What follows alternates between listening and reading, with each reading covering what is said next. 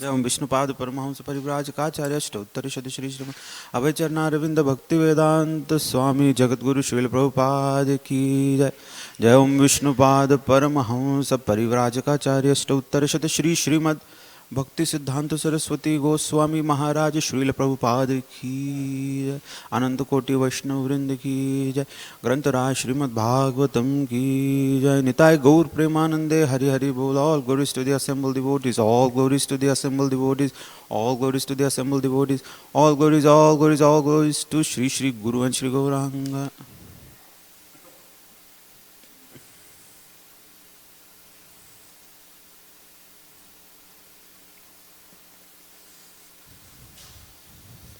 ओम नमो भगवते वासुदेवाय।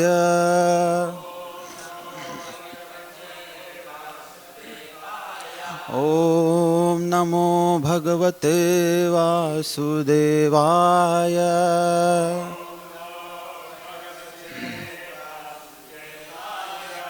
ओम नमो भगवते वासुदेवाय।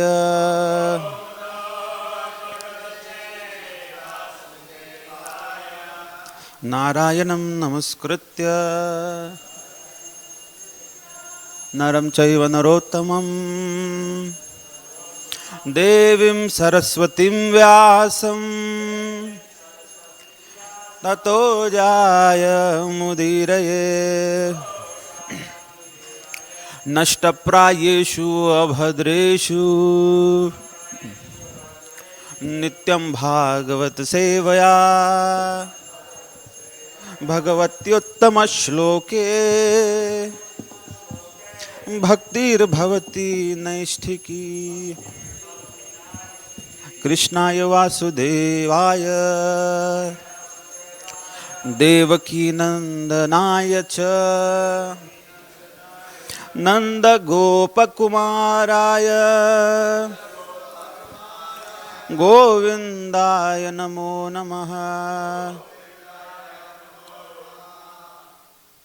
We're reading from Srimad Bhagavatam, Canto number 3, Chapter 4, Vidura approaches Maitreya, and text number 32. Please repeat after me. Evam Triloka Guruna Sandishtaha Shabdayonina Badaryashramam Asadya Harim Ije Samadhina.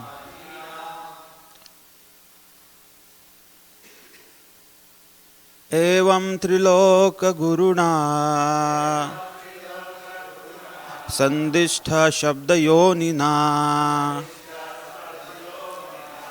Badaryashramama Asadya Harim Ije Samadhina. Evam Triloka Guruna Sandishtha Shabdayonina Badaryashramam Asadya Harim Ije Samadhina.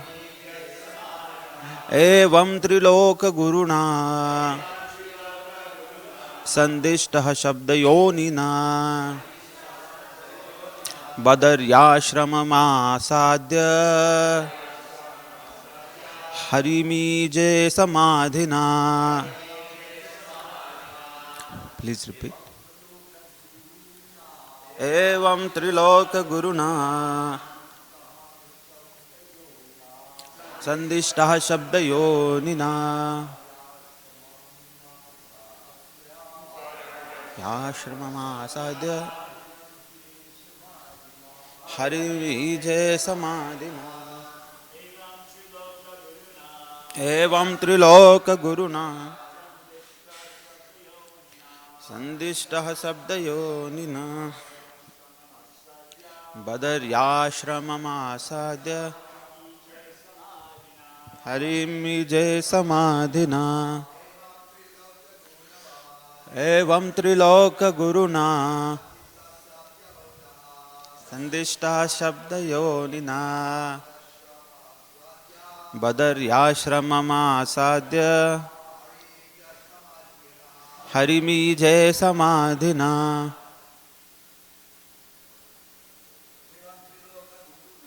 Evam Triloka Guruna Sandishta Shabdayonina Badaryashramam Asadya Harimije Samadhina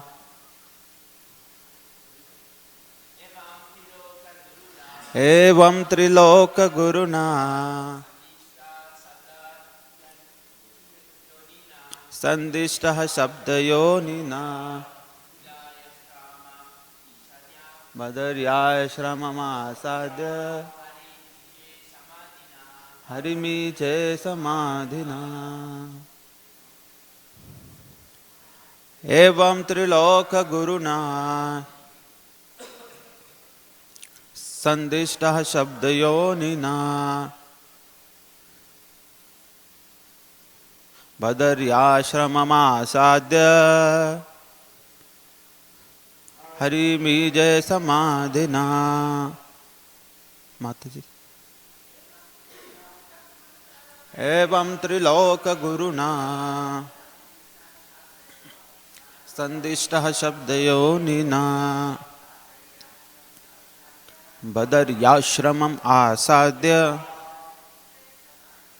Harimije Samadhina Evam Triloka Guruna Sandishta Shabdayonina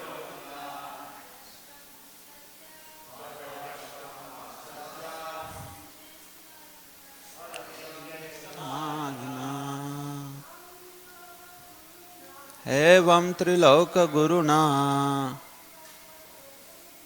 Sandishta Shabdayonina Badaryashramam Asadya Harimije Samadhina Evam thus Triloka three worlds Guruna by the spiritual master Sandishtaha being perfectly taught Shabdayonina by one who is the source of all Vedic knowledge Badaryashramam in the pilgrimage site of Badrika Ashram Asadya reaching Harim unto the Lord Ije satisfied Samadhina by trance.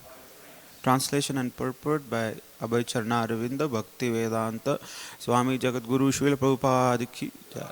The translation by Srila Prabhupada. Shukdev Goswami informed the king that Udhawa, being thus instructed by the Supreme Personality of Godhead, who is the source of all Vedic knowledge and the spiritual master of the three worlds, reached the pilgrimage site of Badrika Ashram and engaged himself there in trance to satisfy the Lord. Purport. Lord Shri Krishna is factually the spiritual master of all the three worlds, and he is the original source of all Vedic knowledge. It is very difficult, however, to understand the personal feature of the Absolute Truth, even from the Vedas. His personal instructions are needed in order to understand the personality of Godhead as the Supreme Absolute Truth. Bhagavad Gita is the evidence of such transcendental knowledge in gist. One cannot know the Supreme Lord unless one is graced by the Lord Himself. Lord Krishna exhibited this specific mercy towards Arjuna and Udhawa while he was in the material world. Undoubtedly, Bhagavad Gita was spoken by the Lord on the battlefield of Kurukshetra just to encourage Arjuna to fight. And yet, to complete the transcendental knowledge of Bhagavad Gita, the Lord instructed Udhawa. The Lord wanted Udhawa to fulfill his mission and disseminate knowledge which he had not spoken even in Bhagavad Gita. Persons who are attached to the words of the Vedas may also know from this verse that the Lord is the source of all Vedic knowledge. One who is unable to understand the Supreme Personality of Godhead by going through the pages of the Vedas may take shelter of one of the Lord's devotees, such as Udhawa, in order to advance further in knowledge of the Supreme Personality of Godhead. The Brahma Samhita says that it is very difficult to understand the Supreme Personality of Godhead from the Vedas, but he is easily understood from a pure devotee like Udhava. Taking mercy on the great sages who lived at Badrika Ashram, the Lord authorized Udhava to speak on his behalf. Unless one has such authorization, one cannot understand or preach the devotional service of the Lord. While present on this earth, the Lord executed many uncommon activities, even traveling in space to bring down the Parijat from heaven and recovering the son of his teacher Sandipani Muni from the regions of death. Udhava was certainly informed of the conditions of life on other planets, and all the sages were anxious to know of them, just as we are anxious to know about the planets in space. Udhava was particularly deputed to carry a message to Badrika Ashram, not only to the sages of that place of pilgrimage, but also to the Naranarayan deities.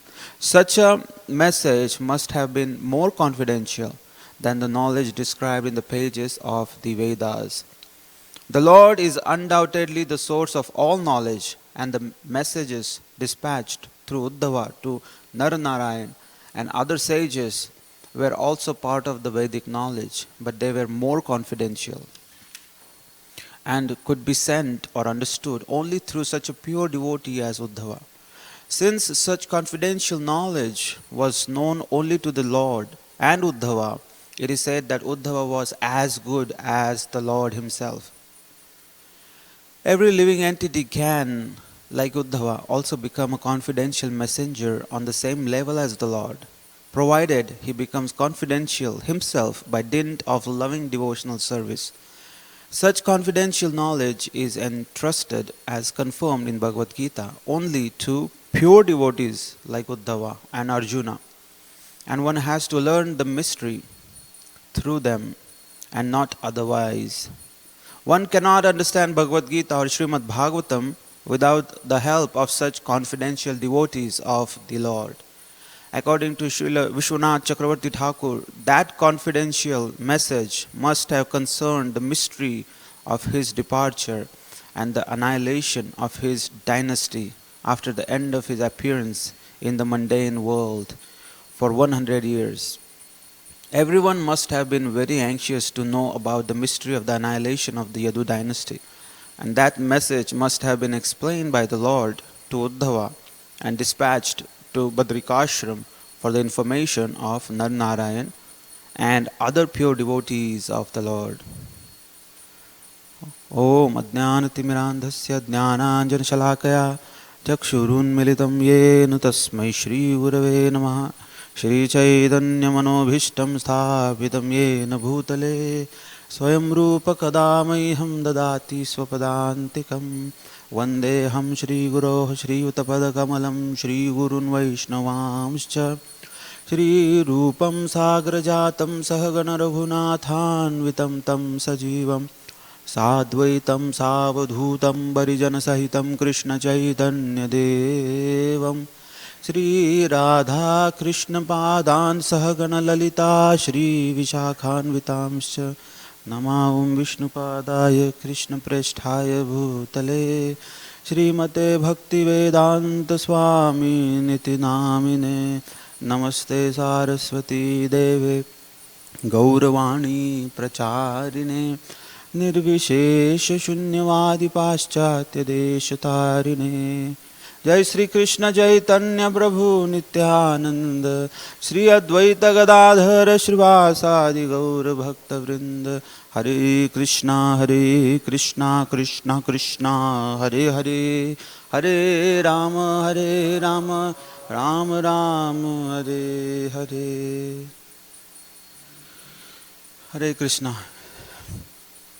So we are listening about the glories of Udhawa Maharaj, and we understand from especially this verse how great Udhava is, that he is so confidential, such a confidential friend, such a confidential devotee of Krishna, that Krishna thinks that there is no difference between himself and Udhava. There is in other places also where Krishna mentions that there is no difference between me and him. We both are on the equal platform. So such a great stature has been awarded to Udhava by Krishna. And we see that from Hari Vamsha, Udhava is cousin brother of Krishna. So Krishna's father Vasudeva has another brother, a real brother called Devabhag. And that Devabhag son is Udhava. So in that relationship we can see that Krishna and Udhava, they are paternal cousins. And many a times we see that cousins are very close friends. They are like very tightly connected with each other. And Krishna and Udhava appear to be of the same age. And Udhava, Srila Prabhupada explains at the beginning of this verse, of this chapter, in one of the verses, that Udhava is Nitya Siddha devotee of Krishna. Meaning that his love for Krishna is eternal. It's not that he is achieving, he achieved the love for Krishna. But it's quite instinctive for him to love Krishna. That when he was only 5 years old, he used to play with dolls of Krishna. And we can understand that sometimes a child, if he likes a Jagannath doll or Krishna doll, the child may play for some time, but afterwards he discovers a Spider-Man doll, or then he wants an aeroplane or something else, and then his interest from the spiritual personalities may not remain the same over the period of time. Why? Because we're conditioned souls. So our love is not fixed up upon Krishna. But in the case of Udhava, we see that his love for Krishna, even at a tender age of 5 years, was so much that while playing with Krishna's dolls, when he was called for breakfast by his mother, he would not care. He was so much involved in that loving relationship with Krishna. So Srila Prabhupada mentions in that purport that there are some devotees which are Nitya Siddhas, they are eternally liberated, who come with Krishna from the spiritual world to help Krishna in his worldly pastimes. And there are others who are conditioned, but by the process of sadhana bhakti, by the process of devotional service, by the mercy of a pure devotee, a Nitya Siddha, even a conditioned soul can become Nitya Siddha. And the good news is that once liberated, there is no difference between Nitya Siddha and Nitya Baddha. At the time when a sadhana siddha bhakta, at the time when a conditioned soul becomes completely attached to Krishna and becomes Nitya Siddha, then there is no difference who is Nitya Siddha and who has attained the platform of Nitya Siddha by sadhana bhakti. So Srila Prabhupada mentions that also. So from Hari Vamsha we understand that Udhava is Krishna's very close friend and very dear associate. Not only that, in Srimad Bhagavatam, 10th canto, 46th verse, Shukdev Maharaj begins description about Udhava by saying, Vrishninam pravaro mantri Krishnasya dayitas sakha Shishyo brahaspate sakshat Udhava buddhi sattama. So Shukdev Maharaj uvacha, Shri Shukdev Maharaj is saying that Udhava is not only a highly spiritually elevated personality, not only that, he is materially also very, very skilled, very knowledgeable. He is Vrishninam Pravaraha Mantri.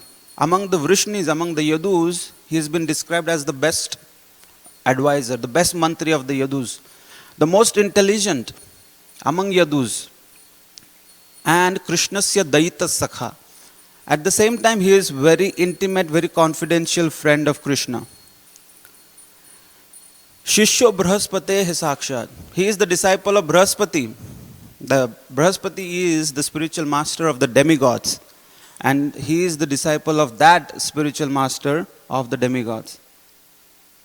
And Udhava Buddhi Sattama, he is the most intelligent person.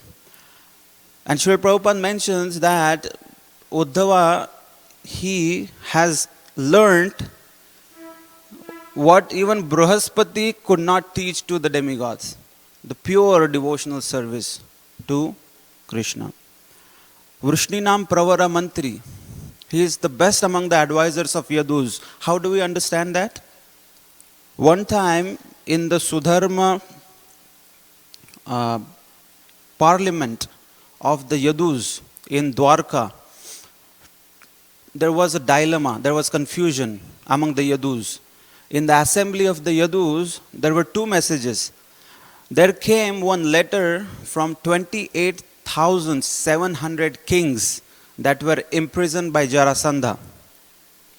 And the kings, those were imprisoned by this evil king Jarasandha, they wrote a letter to Krishna that, oh dear Krishna, you are the savior of everyone, please save us. We have been entrapped, we have been imprisoned by Jarasandha. So we need your help. Could you please release us from this dungeon? And at the same time, Narad Muni came in the assembly of Yadus with the message that Yudhishthir Maharaj has finalized the Rajasuya sacrifice. And then you are invited as the chief guest. So Krishna had two invitations at the same time. And there was a big dilemma what to do next. As soon as the Yadus heard about the letter from the kings, they were imprisoned by Jarasandha, Yadus were very passionate, they were very excited. They wanted to wage war against Jarasandha and they wanted to kill Jarasandha. They were very eager and they were very aggressive and excited. And at the same time, the Rajasuya sacrifice was one of the most important things in Krishna's mission to establish Yudhishthir as the king of the world. So there was a dilemma and there were different opinions within the assembly of the Yadus. So Krishna looked at Udhava and Krishna spoke to Udhava that, my dear Udhava, you are the only one who can solve this dilemma. You are the only one who can tell how to solve this situation. So here Udhava is speaking. So Supreme Lord Krishna, who never can ever become confused, he is appearing to be confused and he is seeking advice from Udhava. So that is Uddhava's great character, that even Krishna rests upon Udhava for advice. And that time Udhava gave such a great advice. He said that, my dear Yadus, you all sit down. Don't be so excited. Don't be so eager to kill Jarasandha, because none of you can kill Jarasandha. Please sit down and relax. We cannot kill Jarasandha. Why? Because nobody knows the mystery how to kill Jarasandha. And at the same time, even if you wage war, Jarasandha has 22 Akshohini army, such a big number of soldiers. At the time of Mahabharata, how many Akshohini was there? How much was the count total? 18 Akshohini. Together, Pandavas and Kauravas together was 18 phalanxes of the army. But Jarasandha alone had more than 18, 22, more than Pandavas' army and Kauravas combined. So Udhava Buddhisattama, what he says is, we should first go and Krishna and Bhima and Arjuna. Only you should disguise yourself as Brahmanas and you should go to Jarasandha, because we have heard Jarasandha is very strict about following Vedic injunctions of giving charity to Brahmanas. And he follows that very strictly. He likes to be very charitable, and he thinks in his mind, in the core of his mind, he thinks that he wants to be the most charitable person. He wants to be famous as the most charitable person, like King Harishchandra. So Udhava was well informed about everything. So being a devotee of Krishna doesn't mean you know only about Krishna consciousness and you don't know any other current affairs. So Udhava knew about everything. And so Udhava says that you, Krishna and Bhima and Arjuna, you should disguise yourself as Brahmanas and go and beg for charity. And in the charity you should ask for a fight. And that time only Bhima and Jarasandha, they can fight. And only Bhima can defeat Jarasandha. But let me tell you, all of you, that it is not even possible for Bhima Sen to kill Jarasandha single-handedly. He needs help from Krishna. Only Krishna can solve the mystery of killing Jarasandha. Because in the past, so many kings had tried to kill Jarasandha, but nobody had been successful. Why? Because Jarasandha was born from two different mothers and in half parts. So two half bodies were born from two different queens of that king, of the father of Jarasandha. And then the father thought, what's the use of these two body parts? So he threw the body parts in the jungle. And Srila Prabhupada explains that there was a witch named Jara who found these two parts and then she stitched them and the baby came to life. That's why the name became Jarasandha. Sandha means the one who stitches.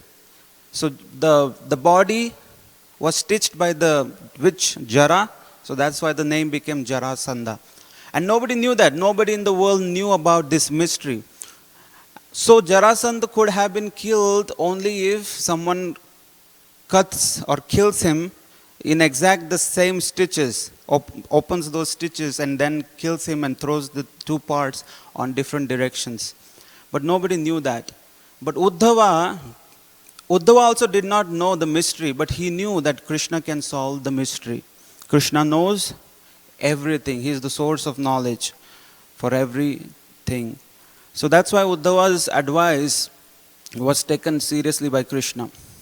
And Udhava said that there is no point going to Rajasuya sacrifice directly, because Rajasuya sacrifice cannot become successful unless and until Jarasandha is subjugated. Unless Jarasandha also signs the document to come under Yudhishthir, it won't be fructified. And Jarasandha is never going to surrender. So the only way to go forward in Rajasuya sacrifice is we have to kill Jarasandha. So such an expert advice was given by Udhava in the Sudharma assembly. And Krishna followed that. And we know the pastime of Krishna, Bhima and Arjuna went in the guise of Brahmanas and they begged for the charity. But Jarasandha could understand that these don't look like Brahmanas because their bodies are very strong. They have strong shoulders and they have marks of different weapons on the bodies. So it doesn't look like Brahmanas. But still he understood, even if these are Kshatriyas, I still want to give them the charity. I don't want to be known as someone who disregarded somebody's plea for charity. So Jarasandha said that I understand you are not Brahmana, still whatever you want, tell me. So that time when Krishna said that we want to ask a wrestling fight with you, Jarasandha started laughing and said that for sure, who wants to fight with me? And then he started saying that you other two look very weak. Only this Bhima looks strong. So I would be happy to fight with him. So as the battle continued between Bhima and Jarasandha, it went on for 27 days. And there was no result. And on the other hand, we see that Bhima was actually not able to defeat Jarasandha. And Bhima was getting very in stress that Jarasandha is undefeatable. Even though I'm doing everything I could, I'm not able to defeat Jarasandha. And day by day, my strength is going down, but he is still fighting with the same vigor. So that time, Bhima surrendered to Krishna. And he says that I need your help. How to kill this crazy person? It's impossible. I tried all different ways to kill him, but it's just not possible. Whatever I do, he comes back to life. So that time, Krishna took one twig from a tree and he bifurcated that twig and he threw the two parts in different directions. With that action, Bhimasen could understand that, oh, Krishna is telling me that this is the way to kill Jarasandha. So immediately Bhima grabbed hold of Jarasandha and he stood on one of his legs and he tore apart his body from the other leg. And everybody saw that actually this Jarasandha, the inconquerable, and nobody knew the mystery how to kill, has been finally killed.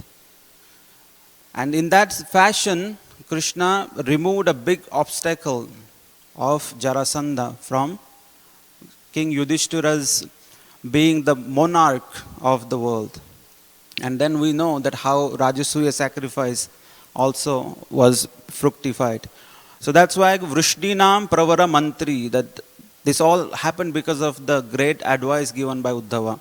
And Krishnasya Daita Sakha, he is very, very, very confidential friend of Krishna.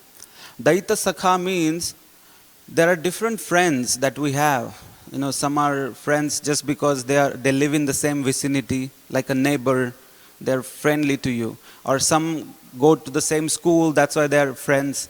Some are work friends. So you don't open your heart to everyone. Not to every type of friend that we share everything. So Daita Sakha, as explained by Jiva Goswami, he says that Daita Sakha are those very intimate friends of Krishna with whom Krishna completely opens his heart and shares everything. For example, Subala. So when Krishna wants to meet Radharani and Krishna is in the fire of separation from Radha and he just wants to see her. Otherwise he thinks he will die.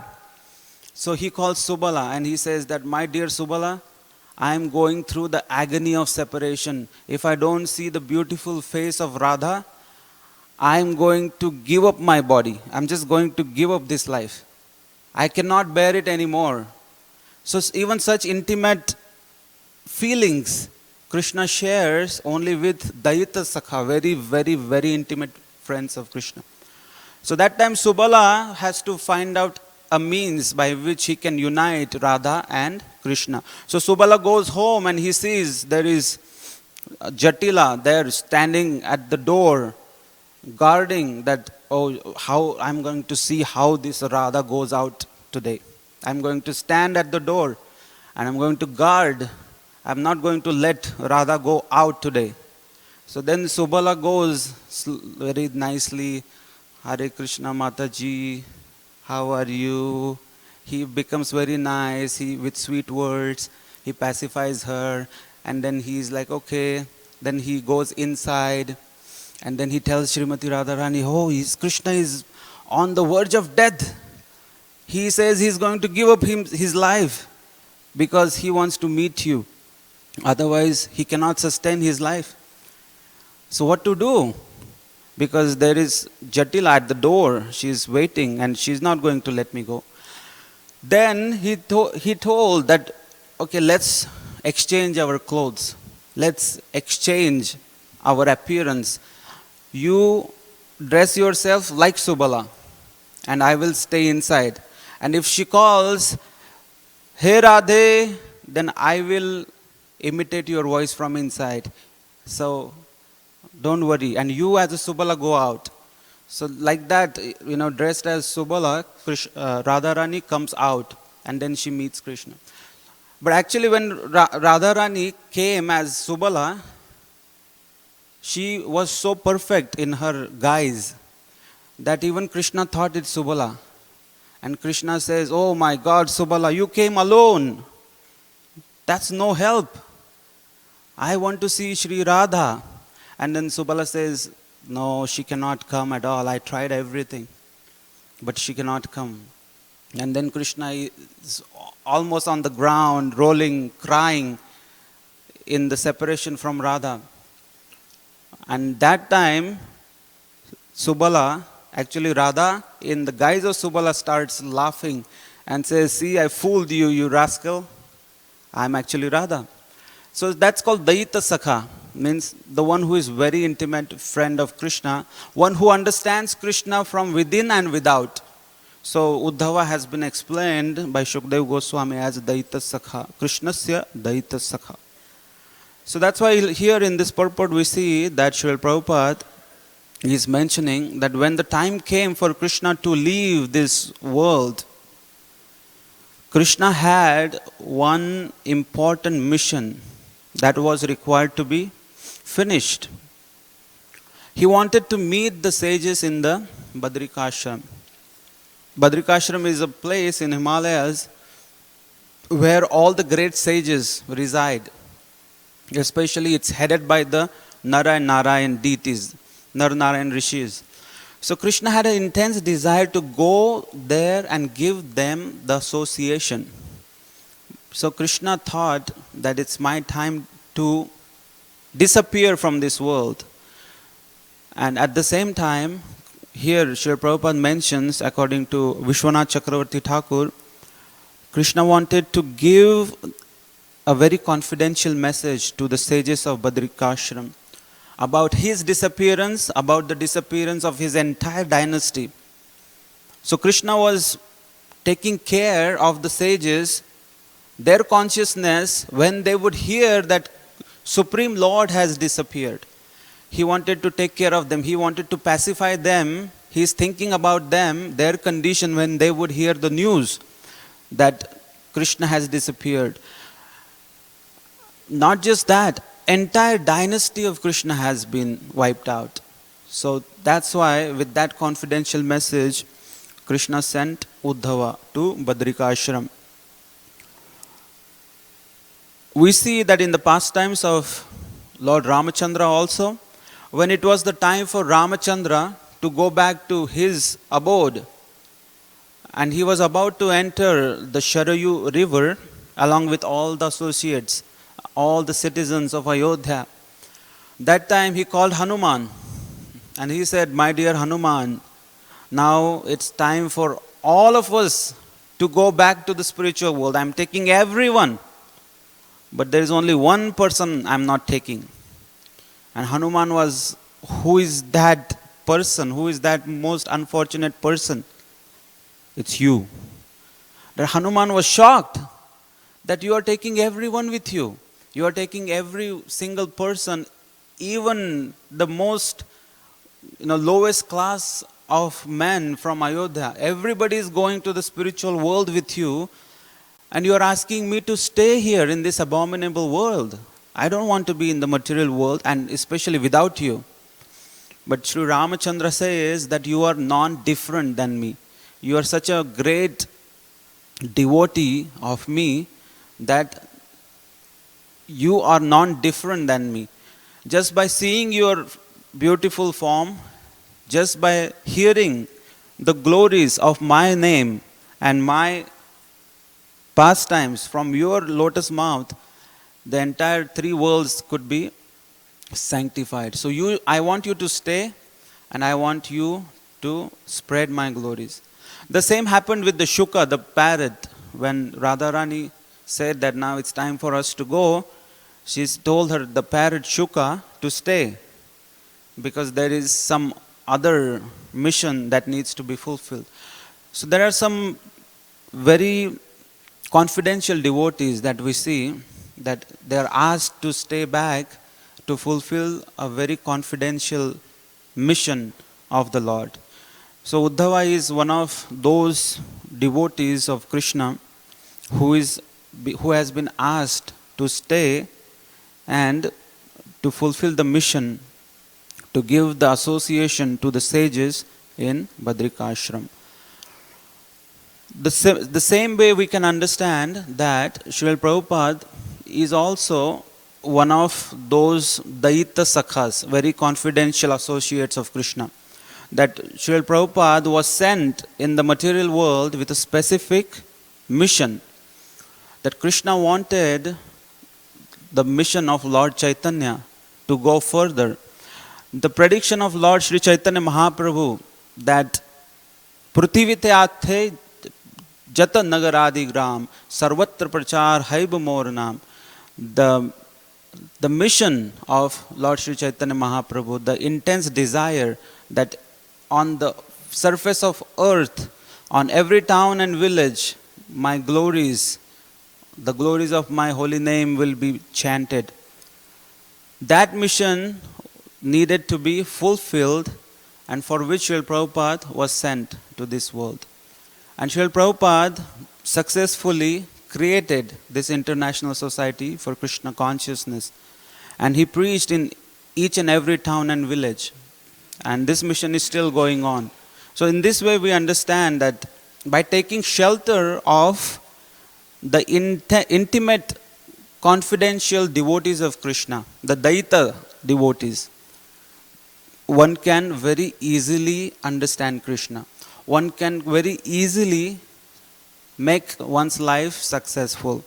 One can easily understand Krishna, even easier than understanding Vedas. Who has time to go through all the Vedas? And even after reading all the Vedas, there is no guarantee that you will understand about the Supreme Personality of Godhead. There is no guarantee that you will achieve that love which can be easily bestowed by a pure devotee of Krishna. Such an easy path.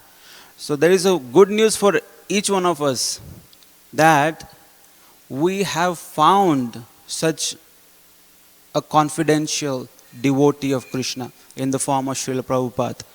And by taking shelter at his lotus feet, by understanding about Krishna from his lotus mouth, from his books, we can very easily understand and we can very easily achieve the love for Krishna by taking the shelter at the lotus feet of Srila Prabhupada.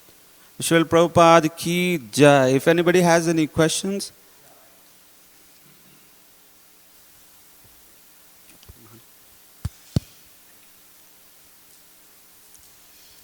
Basically, first of all, thank you very much for a very colorful, eventful, stimulating story.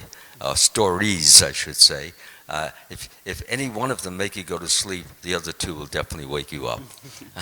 They're very, very exciting. So, and I want to thank you very much for that, because you definitely kept me awake, all three.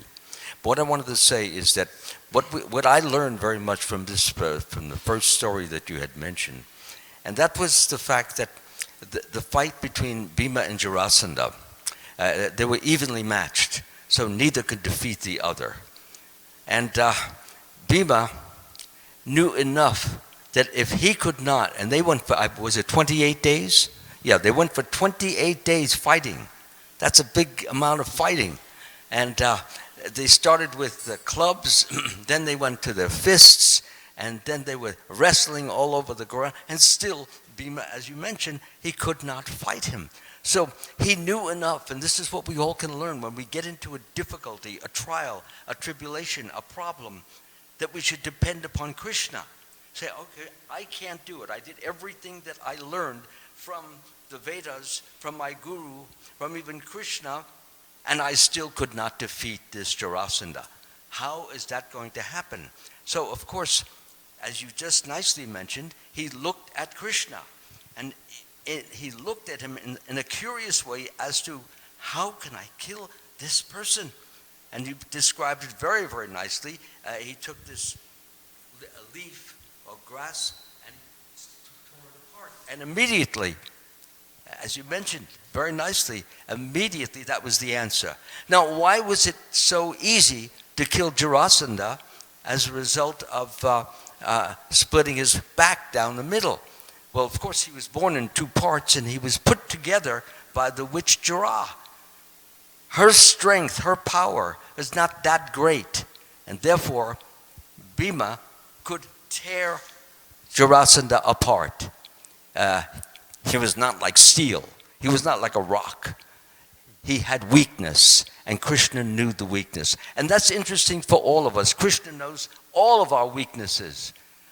And if we have a problem, if we have to deal with a situation and we can't figure it out, we can't solve it, go, Krishna is saying by this story, come to me. In all activities, just depend upon me. Work always under my protection. In such devotional service, be fully conscious of me.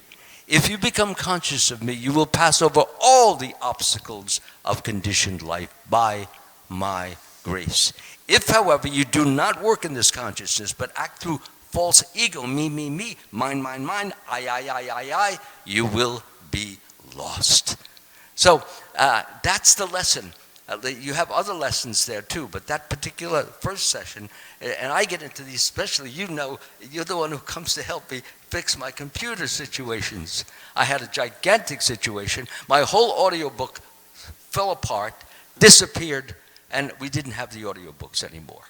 So I went to Shyam and I asked him, how are we going to get the audiobooks back? He says, you just leave it to me. I will do it. I will take care of all of it. So don't worry about anything. How can I not? I know the solution. And he did get the solution the next day. All the audiobooks had been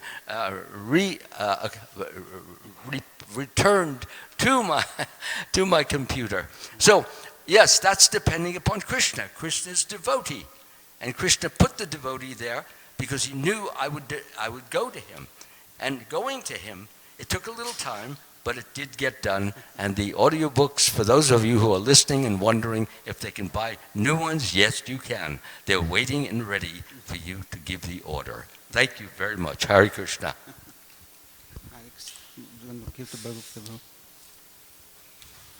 Thank you, Maharaj. Is there a little bit more to the background story about Jarasandha? It seems like just being joined by a witch wouldn't be sufficient to, give him that kind of power that he could withstand, fighting with Bhima for 27 days. I mean, it seems like there's got to be. Did he get some benediction from Lord Shiva or something like that? Yeah, actually, most important is his father was also very powerful Kshatriya. So he was born from a very powerful father.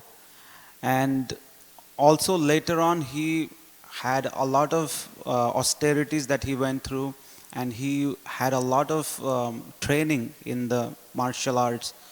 And he had the strength of 10,000 elephants. That's what they say. That's why in Bhima and Jarasandha they were equal in strength. Both had the strength of 10,000 elephants. And the most important aspect of his prowess was that nobody could defeat him, nobody could kill him, because there was only one way that he would have been killed, and that was to be killed or bifurcated in the same fashion as he was stitched as a baby. So there must be a lot of backstory, like if we go in the detail. So there must be a lot I more. remember hearing something. Didn't he offer sacrifices to Kala by Rava or something like that? Yeah, there must be a lot. Just, Yeah, something because more to it than that. he used to worship all the demigods, and he really, especially Lord Shiva, that he had received benedictions from Lord Shiva about that, and that's how he used to, and he was very, very eager to become the monarch of the world. He wanted to become the king of all the kings, and he wanted to expand his kingdom, and that's why he started expanding his kingdom in that fashion that he started imprisoning the kings, and then he would just take over. Just like nowadays we see Russia and Ukraine. The Russia, they want to take over the small countries. The big fishes trying to eat the small fishes. Small countries are being devoured by the big countries. That mentality we see even long back, 5,000 years ago. So it's not something new. It's a demonic tendency that we see in the demons like Jarasandha. And that's how he imprisoned 28,700 kings. That's such a big number. That means he did manage to devour 28,700 small kingdoms. So he ate so many countries and he expanded his kingdom. So that's why there were two big powers in those times. Actually, there should we can say three big powers. The one from the Kuru dynasty, the head was Bhishma, even though he did not sit on the throne personally, but because Bhishma also was undefeatable, and he had conquered the world. So that's why Bhishma, the Kuru dynasty, and this Magad, Jarasandha, and Yaduz, they were the three most powerful dynasties, the three big kingdoms who were looking to take over the world. Just like right now we see America, Russia, China, three big powers trying to use their political things and trying to take over the world. So we see the same type of politics that in those days. Yes, bro. Hare Krishna. Yeah. How many years passed from the battle of Kurukshetra until Krishna left this world? Should be around 27 to 30, but I don't know exact. So I was just wondering, there's so much drama and violence and so many things going on politically to get Yudhishthir on the throne as the emperor of the world. But from the end of the battle of Kurukshetra, because after Krishna left this world, then Yudhishthir basically also renounced his kingdom, kind of like took sannyas and went back to Godhead also. So it was actually a very short time that he was the emperor of the world. So why so much drama and violence just for 20 or 30 years of being the emperor of the world? Because when Yudhishthir was installed as the emperor of the world, that also means that his next generation will become the monarch. So it doesn't matter how long he actually did sit on that throne. What matters is the dynasty, the devotees became the king. So just like Srila Prabhupada, he preached to the world and he established International Society for Krishna Consciousness. He did all the important necessary things and he thought that he fulfilled his mission and he left. But that doesn't mean that everything finished there, because then he left a legacy, and that's what is more important, because then Prabhupada's disciples were trained by Prabhupada. So they took the world. Now they are in charge. And so this disciplic succession, we can see in those days as a familial succession. So in that sense, Parikshit became the next king. Then Janmejaya became the king. Who was after Janmejaya? And after Janmejaya, who became the king? In the dynasty of Yudhishthir Maharaj, Parikshit became the next king. After Parikshit, Janmejaya became, and after that, do you know the name? No, there was somebody not good. So it was only three kings. All this drama for three kings. And Parikshit Maharaj actually left his body like prematurely because he was cursed. Yeah. So what were you going to say? No, Sorry. but Janmejaya did have a longer duration of, or longer tenure as a king. But what we need to understand is, we cannot really calculate the goodness in terms of number of years. What Srila Prabhupada did in 11 years, most of the acharyas or even most of the great kings have not done in hundreds of years. Only in 11 years. If you see, only in 11 years, Srila Prabhupada opened so many different temples, 108 almost. And he gave Krishna consciousness. He enthused people with, the missionary spirit for Krishna. So, in that sense, if we see, even if Yudhishthir Maharaj was king for a smaller duration of time, but in that time, he established the rule of God. He was, he was the king for the people, and he established all the great processes by which, the world became a happy place, and more than happy, it appeared as if Vaikuntha planet. That there was temple worship everywhere. There were beautiful temples built. There were a lot of different good activities that were done by Yudhishthir. So in that sense, even if he managed to do that, it lasted for generations.